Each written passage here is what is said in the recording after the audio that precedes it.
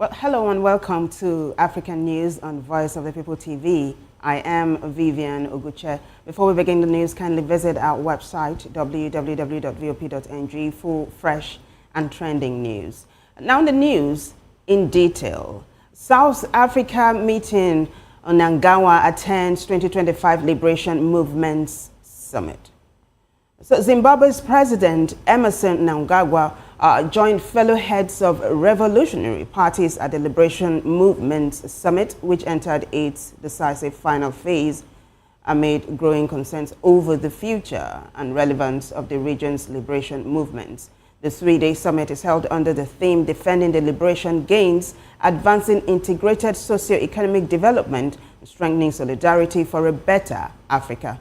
The summit in Johannesburg has drawn senior leaders from 6 Southern African liberation movements, including South Africa's ANC, Zimbabwe's ZANU-PF, Angola's MPLA, Namibia's SWAPO, Mozambique's FRELIMO, and Tanzania's CCM. This year's edition marks a significant shift from previous meetings with party leaders themselves rather than just secretary generals taking part, underscoring what many have termed the seriousness of strategic deliberations. President Mnangagwa, who arrived in South Africa on Saturday, was received at Waterkloof Air Force Base by ANC National Executive Council member Benjamin Chauke, Zimbabwe's ambassador to South Africa David Hamaziripi, and ZANU-PF Secretary for External Affairs Simbarashi Mumbagengwi, among other senior officials. Now, speaking ahead of the summit, Deputy Chief Secretary in the Office of the President and Cabinet President Communications, George Charamba, described the gathering as a critical reflection point for liberation movements operating in what he described as a rapidly changing global and regional environment. Now, Cameroon's opposition leader Maurice Kamto has been excluded from the list of candidates in the 12th October presidential election. Only 13 of the 83 names submitted to the country's electoral body, ELECAM, were accepted. The electoral body did not give any reasons for this decision. Kamto came second in the 2018 elections amid allegations of fraud. He has not yet commented on the decision. President Paul Biya, who is 92 years old and the world's oldest president, was included on the list and will seek an 8th term in office, defying calls to step down. He says he still has a lot to offer Cameroonians despite being in power for nearly 43 years. Biya will be challenged by 2 former allies, Issa Chiroma Bakari and Bello Buba Meigari, who both come from the vote-rich north of the country. Now, Central African Republic's President Faustin Archange Touadera has said he will run for a 3rd term later this year, seeking to extend his rule into a 2nd decade after scrapping term limits in 2023. The 68-year-old announced his candidacy for the 18 December election at a meeting of his party, the United Hearts Movement, the Central African Republic capital, Bangui.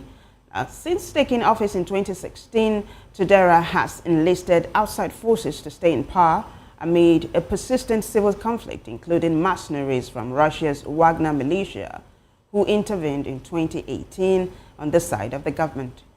Touadera won a 2nd term in 2020, though militants, including the Coalition of Patriots for Change, have fought to overturn that result.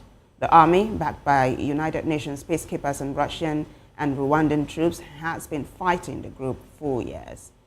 Touadera's current term was supposed to be his last, but in 2023, the country held a constitutional referendum that abolished the 2-term limit and extended the presidential mandate from 5 to 7 years. Now, let's take you to Sudan, where a coalition led by the paramilitary Rapid Support Forces announced at the weekend the members of a parallel government, a move opposed by the army. Its rival in a 27-month war that could drive the country further towards partition. RSF leader General Mohamed Hamdan Dagalo was announced ahead of the Presidential Council, while Abdulaziz Al-Hilu, head of the SPLM, and one of the country's largest rebel groups, was made his deputy on the 15-member council. Mohammed Hassan al-Taishi, a civilian politician, was named prime minister, and regional governors were announced in a press conference from Nyala, the largest city in the Darfur region, with the which the RSF controls most of. The Sudanese army has pushed the paramilitaries out of the center of the country, while deadly fighting rages over the center-west Kordofan region and Darfur's traditional capital of Al-Fashir. In February, the RSF and its allied politicians and rebel groups agreed to form a government for a secular new Sudan, aiming to challenge the army-led administration's legitimacy and secure advanced arms import. The government announced on Saturday that the new parallel government includes governors for regions of the country firmly controlled by the army. Now, Islamic State-backed rebels have killed 38 people in an attack on a church in eastern Congo. The assault in Komanda on Sunday, a city in the northeastern Democratic Republic of Congo, is believed to have been carried out by ADF rebels wielding guns and machetes, city officials told newsmen.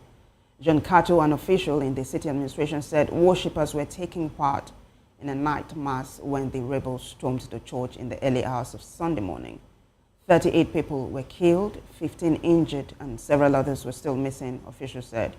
Christophe Moyandero, a human rights activist present at the scene in Komanda, said shots were heard overnight, but people at first thought it was thieves. The United Nations Organization Stabilization Mission in the DR Congo has condemned a recent resurgence in violence in the province where this attack happened. Well, may the souls of the departed rest in peace. Now, elsewhere, the extremist rebels of Al-Shabaab seized control of the central Somali town of Mahas on Sunday after an assault involving explosions and a ground offensive, according to witnesses. Mahas, in the central region of Hiran, is located about 350 kilometers north of the federal capital, Mogadishu. The town is a key government outpost and a critical center in the fight against Al-Shabaab, which for years has been fighting to overthrow the federal government and impose Islamic law. The rebels entered the town after federal and local forces withdrew, according to residents and local officials. Ahmed Abdullahi, an elder in Mahas, speaking to local media, said there were multiple suicide blasts just outside the town early that morning, and heavy gunfire followed. Government troops and allied militias known as Wisely pulled back shortly before Al-Shabaab fighters entered the town, he said. Al-Shabaab claimed responsibility for the attack on Mahas through its affiliated media channels, saying it was now in control there. Now, the United States says it is pausing all routine visa services at its embassy in the Nigerian capital, Niamey, until further notice. This was disclosed by a State Department spokesperson and an internal State Department cable. The July 25 dated cable did not provide a reason for the move, but a State Department spokesperson said the pause, which would cover all immigrant and non-immigrant visa categories, was in place until Washington addressed concerns with the government of Niger. The spokesperson said that most diplomatic and official visas were accepted from the pause. The department spokesperson also said the Trump administration is focused on protecting the United States and its citizens by upholding the highest standards of national security and public safety through its visa process. As part of his hardline stance on immigration, President Donald Trump has ordered a nationwide campaign to arrest migrants who are in the country illegally and has vowed to deport millions of people, executing raids at work sites, including farms that were largely exempt from enforcement during his first term. Trump administration officials have said student visa and green card holders are subject to deportation over their support for Palestinians and criticism of Israel's conduct in the war in Gaza, calling their actions a threat to U.S. foreign policy and accusing them of being pro-Hamas. Now, at least 54 children and about 30 adults swam from Morocco to Spain's North African enclave of Ceuta in rough seas and fog, Spanish media reported at the weekend. The children, who were mostly Moroccan, were taken to temporary centers in Ceuta, where authorities called for help from the central government in dealing with the largest arrivals. On 26 August last year, hundreds of migrants took advantage of a thick mist to swim to Ceuta from neighboring Morocco, local police said. In 2021, one boy was seen floating on an empty plastic bottle in his attempt to reach Ceuta. Spain's two enclaves on Morocco's Mediterranean coast, Ceuta and Melilla, share the European Union's only land borders with Africa. The enclaves sporadically experience waves of attempted crossings by migrants trying to reach Europe. Well, joining us to make more sense of these stories is VOP TV's in-house analyst, Barrister Darlington Agwomo. Barrister, you're welcome. Vivian, how are you? I'm very well. How are you today? I'm okay. Right, so why don't we start from Cameroon, our neighbors, where Paul Biya, the oldest president in the world, I mean, he's backed the record, yeah? World's oldest president is still seeking another term in office. What do you make of that? He said his best is yet to come. You heard that, right? At 92. At 92. So, yeah, but is it not the never say never spirit? Yeah. Yeah. He's getting better. You know, in Cameroon, the older you are, the better you are. Really? Yeah, that is where he's going. You want to break if I have broken a record. Yeah, Barrister, is this sarcasm or are you telling us what's obtainable? Because that's why they have allowed him. Aha. If it's not their culture and tradition, it wouldn't have been so. So when a man at 92 is telling you that his best is yet to come, and people were clapping, it means that it has become a tradition and culture in his climb. So, but you and I know that this is falsehood. The man wants to die in office. He wouldn't want to be alive and be pro because he has committed a lot of atrocities. That's the only thing that is making him want to die in office. His atrocities have no, including murder of opponents. So when a man looked around and discovered that he's going to be disgraced if he leave office, he would prefer to stay there. That is one major reason why African leaders don't leave office. It's not as if they are doing anything fantastic. They know. Then they will now buy some cronies, both in the military and civilian cloak, to support their atrocities. If not, I don't think that man would have remained there longer than he's staying there now.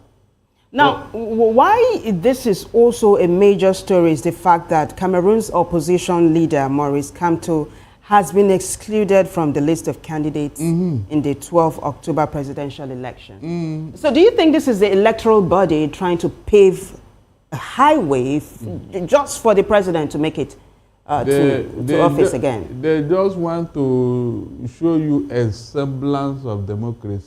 A semblance? Semblance. That's why you have some names and all that to tell you that after all, he was not the one. At the end of the day, none of these personalities will score 10% of the votes. So you're saying eventually Paul Biya is going to become the president again? My dear, has it not been?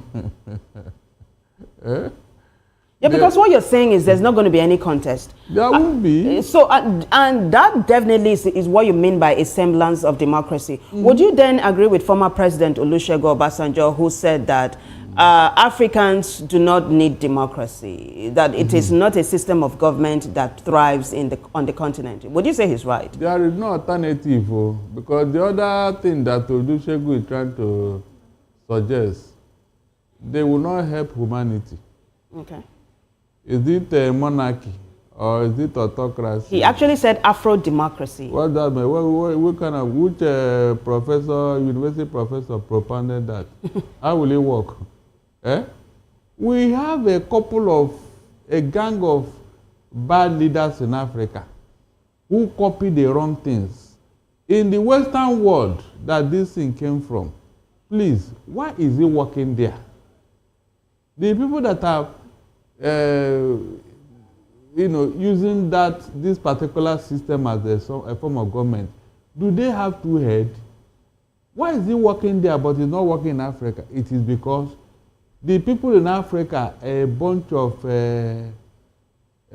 homo species that, I don't know whether it was God or Satan that Homo species. They are humans, barrister, not homo species, like you're saying. Are you going to say they are homo sapiens? I mean, that was the early stage of evolution. They are humans. I mean. So I wasn't wrong. Because when you see people behaving like this, please, can you call them part of the human race? They are human. The thing that some African leaders are doing, does it not shock you? Well, does it not shock you that somebody will acquire wealth that he does not need in the next 1 million years and go and start it in another country, and they'll be using it? Well, that's mind-boggling. Anyway. Yeah. They'll be using it to grow their own country. Then your own people are here dying. You stole all their money to remain in office, and you don't see anything wrong. All of them, including the so-called giants of Africa, that should have led the pack. What will somebody learn from Nigeria especially? Mention one thing that Nigeria is showing the world of Africa. Yeah, but one other country in West Africa that probably might be setting an example is Ghana, don't you think? When it comes to electoral reforms, yes. You agree? Yes, I agree, especially when Mahama is in power. The first time he came, he did something, then Nana Akufo-Addo came and the rubbish all the thing. That was why the Ghana people say he should come back. That's why Mahama is back. Look, if your system is not sustainable, I cannot celebrate you. You can see that most times it is one step forward, then 3 steps backwards. The moment he leaves office now, another, hijacker will take over and rubbish all the gains of Mahama. You can't call that a success story because it is not sustained. You see, that is the problem of African leaders. One would want to come and do the right thing, and then after leaving office, somebody who wants to do things the other way will come and rubbish everything for his own selfish interest. Is that not what we have been suffering in Africa? So your democracy is not sustainable.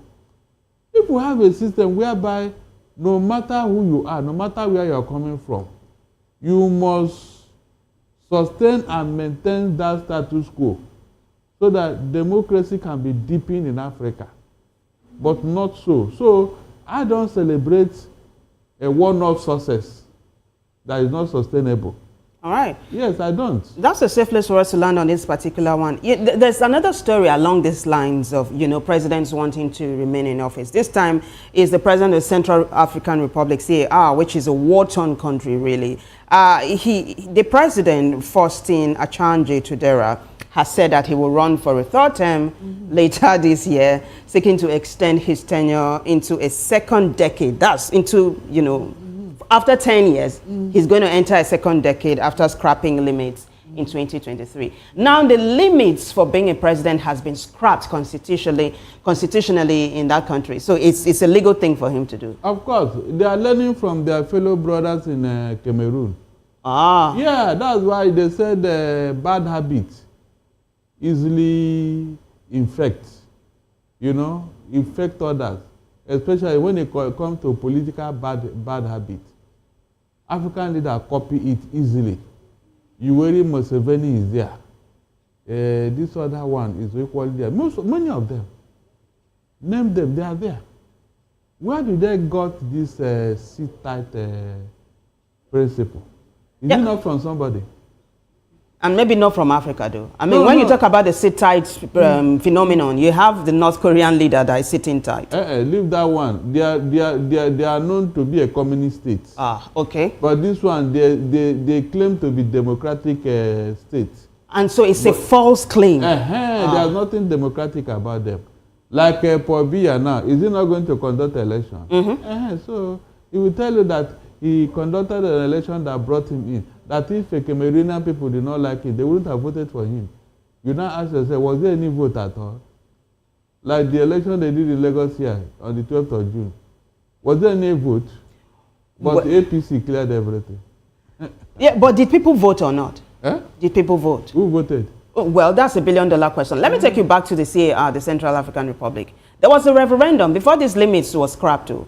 There was a referendum and the people voted. And yes, scrap it. You know, so is it a case about the followership also being complicit when it comes to, you know... No, in Africa, the people's vote don't count. So you're saying the referendum in the CAR was a sham? It was a complete sham. It has never been. That particular CAR, forget it. Go back to their history. It has been one warlord. In fact, the second to the third of them in the last administration or last decade. The man called Emperor Bokassa. You know him? Mm-hmm. Oh my God. Do you know what they call him? Mm-mm. The butcher of Bangu. Wow, that's a dark title. The butcher of Bangu. That is, he was just slaughtering and eating the people for breakfast, lunch, and dinner. Does that remind you of another person? Yes, I do, but I won't call his name. Help me remember. Help me mention the name. Idi Amin. Oh, really? Yeah. No, that one he was eating the tozo of. Oh my gosh, Barrister, you know, viewers' discretion. Let's not even go there. You know, so this thing about the Central Republic, the Central African Republic, they just want an extension of the president to, like, you know, let it not just be a 4-year thing, always 4 years and all of that. Someone who has proposed it, something similar in Nigeria, is the current incumbent governor of Oyo State, Seyi Makinde. He was like, why don't we do this thing? Let's make it a 6 years term. Let it not just be something like 4 years. Do you think then what the president of the Central African Republic, the CAR, is doing, do you think is justifiable? Maybe he wants to sit tight for a longer period of time to ensure that he achieves what he went there to do in the first place. So maybe the question I'm asking is that, is 4 years not enough? Is 4 years not enough for this president? Is it that the 2-year thing or the single-term presidency is actually not enough? It is greed. Greed. Avarice. That is what is keeping them in office. If not, what else do they want? You see, whenever anybody has overstayed his welcome in a particular place or office, it becomes a nuisance. Complete nuisance. If you are doubting me, go and ask for Via. What have you brought to Cameroonian people after your years in office? What difference have you made? Nothing. Just sit down there. He's not even in charge. Okay, Barrister, I'm sorry. We had a slight loss of audio. So would you want to start all over again the answer to that question I just asked you? That maybe the single-term presidency is not enough for African leaders. So you were saying something. Yes, I said it is greed, avarice, that makes you sit tight. If not, staying 200 years in office cannot bring any difference. If you know what to do, you can do it in 4 years and get out. And your name will be written in gold. The country will remember that, yes, somebody passed through here. The Western world, do they go through this route? No matter how good you are. Do you remember that Bill Clinton, America wanted him to remain in office for the 3rd term? But he cannot bypass the institution because he was a good leader. They said it was in the time that their budget was balanced for 30 years. 30 years before he came into office. So these are the things that will make any leader to be happy that, yes, I did my best and people recognize it. Not when you want to sit there. Even if you want to sit there in a free and fair election, fine. But here, you muzzle out everybody. You make things difficult for the opposition. So you're saying that there must be a fair play, right? That's what you're saying. Exactly. If there's free and fair election and we know that the people choose you. But here, you make it difficult for the opposition to exist. And you claim you are running a democracy. No. So, years, 100 years in office, it doesn't bring anything. We have seen it over and over again. It doesn't.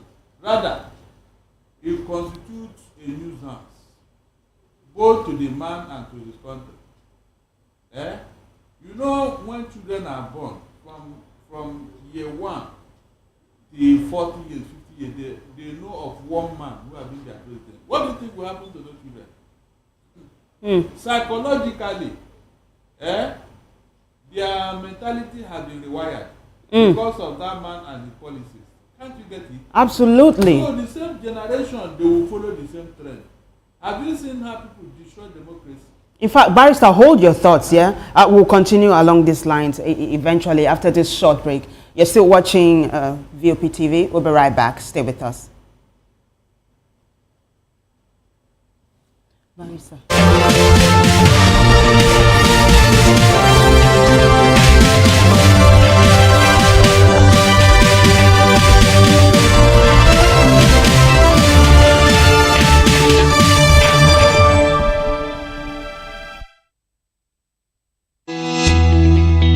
3 years ago, we lit the spark. Today, we are blazing the trail for others to follow. VOP Media is 3. 3 years of breaking boundaries. 3 years of being that bold voice that echoes the thoughts of the people. 3 years of telling stories that matter. We have experienced complete breakdown in democratic governance. We are not just a brand, we are a movement, giving voice to the voiceless. We go to bed empty hunger. To every viewer, every voice, and everyone that has made us who we are, we say thank you. VOP Media, 3 years and still counting. VOP TV. Now you have more than a voice. In a world where truth is the ultimate power and opinions scream the loudest, it's time to wade through the noise. Hunger no get tribe. Hunger no get religion. And scan the human interest and trending topics that matter. Stay tuned to The Issues, your plug to the stories making the buzz, from politics to science and technology, social justice, and more. Let's tackle the tough questions and expose the truth. The Issues on Voice of the People Television. Don't just react, understand. We encourage you to click on the like button and subscribe to our YouTube channel. We are Voice of the People TV. Also follow us on all our social media platforms. We are at VOP TV Live. Visit our website www.vop.ng for fresh and trending news. Also watch us live on SLTV channel 264. VOP TV, Voice of the People Television. Is a state of complete physical, mental, and social well-being of an individual. It's the fundamental right of everyone to enjoy the highest attainable standard of health, without distinction of race, religion, or political belief. On VOP TV, we bring you Health Check, a show that x-rays different health issues and provides solutions with the help of experts in the medical field. Join us every Saturday, 2 p.m. on Health Check. Health Check on VOP TV. Your health, our priority. Voice of the People Television awuchiela o onye nụ ya ka ọrụ ibe ya. Ị chọrọ ịmata akụkọ ndị gbara n'akwụkwọ akụkọ dị iche iche n'ala anyị kwa ụbọchị. Ị chọrọ ịmata ka o si afịatụ na ndọrọndọrọ ọchịchị, agụmakwụkwọ, azụmahịa, ime njem, ọbụla dị egwuregwu. Mgbasonyere anyị n'oge ndị Igbo na Voice of the People Television. Anyị nwere ndị ọbịa bụ ọkachamara, bụkwa ndị ga-enye aka tapịa isiokwu ndị anyị jiri bịa kwa ụbọchị. Anyị ga-eji ka o siri gbaa n'akwụkwọ akụkọ dị iche iche wee malite tupu anyị akọzie n'uju n'ubi onye anyị bịara na nke ya. Ibamuru nzem ọzọ kedu ka o si aga ya gazero.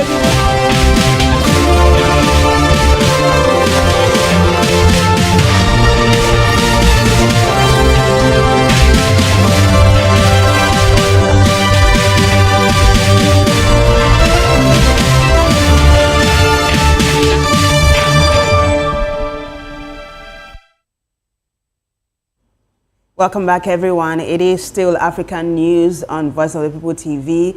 I'm still with Barrister Darlington Agwomo. He is VOP's in-house analyst. We want to apologize for the loss of audio earlier on. It was due to technicalities. But we are back and stronger. Barrister, thanks for remaining with us. My pleasure. So let's talk about this very tragic incident in East Congo. For perspective, though, Islamic State-backed rebels have killed 38 people in an attack on a church in eastern Congo.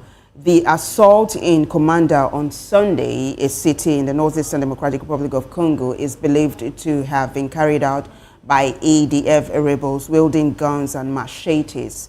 The officials told newsmen. Barrister, this is very tragic. And these things happen over and over again. How can it be stopped? Is it rocket science? You see, when you have bad leadership, when you have poverty, when you have criminally minded leaders, this is what they produce. Insecurity, terrorism. Ask yourself, why are these terrorists not facing the Western world? Well, they did once upon a time. When was that? It was 9/11. Okay, really? After that, what happened? Oh. They were hunted down until the leader was caught. But in Africa, they move from one country to the other, plying their trade because they are being supported. You remember that the same DR Congo, the M23 rebels just ceasefire. You and I talked about it. Good. And you said it wasn't even a good idea. Good. Because America, Donald Trump came there. And he wanted something. Yes, he plundered their way. Though this other one now, maybe Vladimir Putin will come now to make peace with this other one now. And then take one part of the country to make peace. Are you saying that's a possibility? Are you telling me? That is the game plan. Okay, what are these Israel? What are they looking for in that country now? Tell me, because if you are pursuing something, you say, okay, this is my reason. Like M23 rebel, I was telling them, like, even if you win in DR Congo, are you going to be a government in that country? Will you form a government? Who will recognize you? A terrorist organization taking over a country. Which embassy will welcome you? Which, So things are just upside down in Africa. One criminal gang after the other. Yet AU is there. They can't even talk. Imagine somebody coming from far away America to come and make peace in Africa. And in the process, collect all their mineral resources. Yet AU is there. So what's the essence of the AU? You're talking about the African Union. African Union, yes. So you're saying it's not living up to its billing. That's what you're saying. Do they even have the liver to live up to their billing? They are just there in a name and on paper. I'm talking of a whole continent that one country called China built their headquarters in Addis Ababa. How do you insult a man when the man will be at home with the wife and somebody will be feeding the children in their presence? Can you just imagine? Why would African leaders allow China to build their head office at Addis Ababa? Everything we have to go and borrow from outside Africa. We borrow peace. We borrow technology. We borrow peace? How is that even possible? Oh, are you serious? Mention any conflagration in Africa that Western world did not come and settle you people. In that of Sudan now, don't you see where they've been going to talk peace and all that? All the countries involved. Dubai is even involved. Talk about South Africa and the apartheid, era.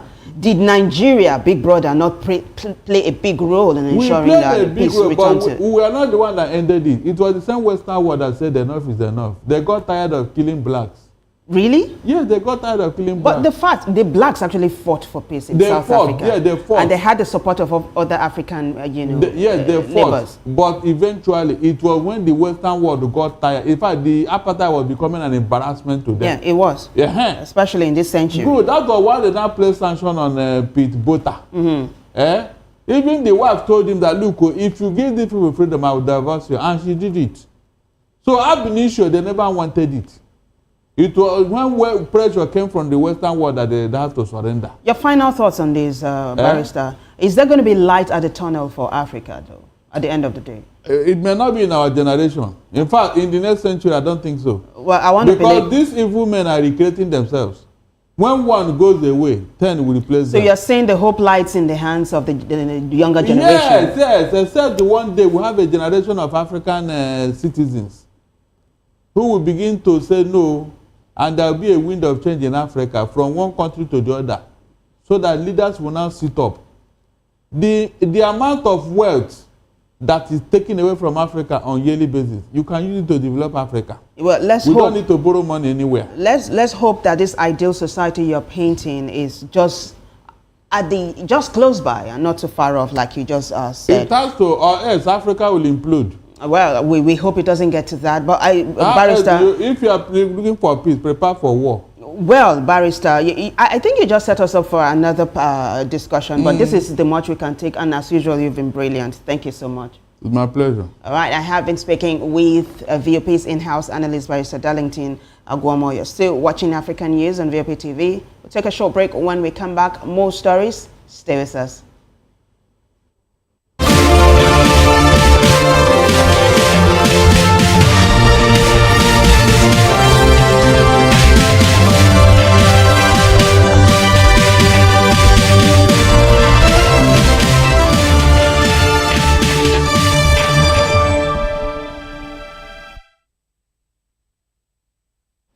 Welcome back, everyone. Now, President Paul Kagame has urged African youths to believe in what he called the giants within them and work hard to unlock the continent's full potential. He made the remarks during the Giants of Africa Festival opening show held on the 27th of July in Kigali, marking the beginning of a week-long festival that runs until the 2nd of August.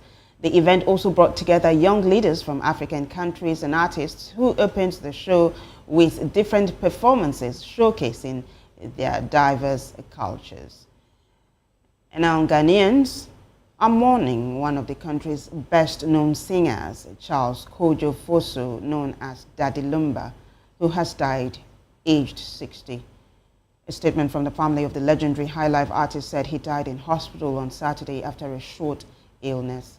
Daddy Lumba, whose musical career spanned almost 4 decades, was a cultural icon and his music touched countless lives, the statement said. Kofi Dako, Director of Diaspora Affairs at the Office of the President, described Daddy Lumba as the greatest from Ghana in the last 100 years. Daddy Lumba inspired many young Ghanaian musicians to pursue high-life music, a genre synonymous with the country.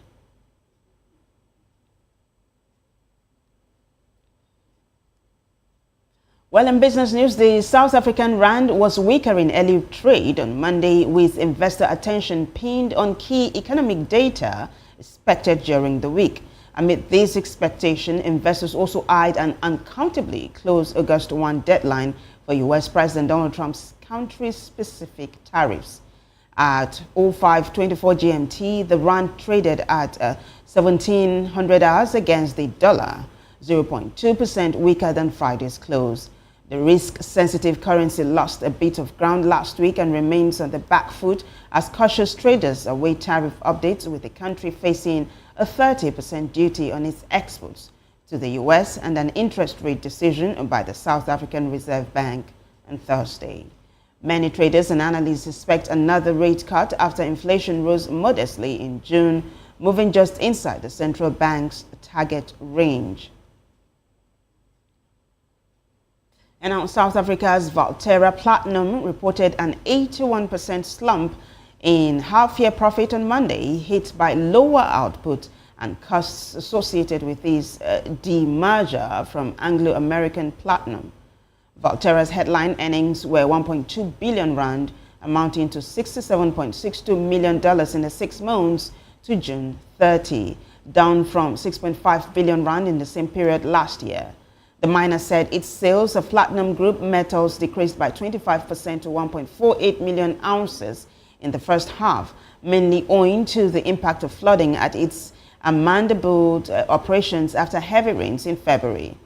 Valterra declared an interim dividend of 2 rand per share, down 79% from the payout. 1 year earlier. Well, in sports news, Jennifer Echejini says her Women's Africa Cup of Nations winning goal for Nigeria will remain a highlight to look back on for the rest of her career. The 24-year-old midfielder swept home Esther Okoronkwo's free kick in the 88th minute to complete a stunning second-half comeback as Super Falcons beat Morocco 3-2 in Saturday's WAFCON 2024 final. She told newsmen the trophy is the first she has ever won in her career, adding that it amounts to a memorable success that she will keep in her heart forever. A record-extending 10th continental title for the West Africans has looked a distant dream at halftime as goals from Ghislaine Chebak and Sana Masudi put Morocco 2-0 up at the Olympic Stadium in Rabat. But Okonkwo pulled a goal back from the penalty spot midway through the half and then laid on 2 more goals in a compelling team display of mental strength.